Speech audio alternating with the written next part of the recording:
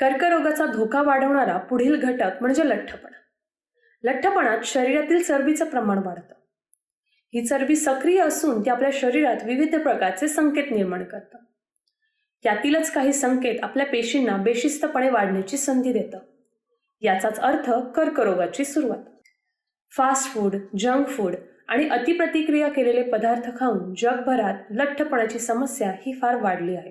व्यायामाच्या अभावामुळे वजनावर नियंत्रण ठेवणंही कठीण झालं आहे आणि यातूनच येतो तो लठ्ठपणा.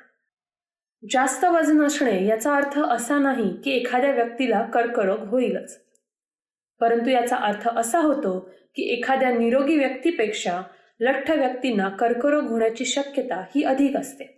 म्हणूनच संतुलित आहार आणि व्यायाम यामुळे कर्करोगाचा धोका कमी करता येऊ शकतो.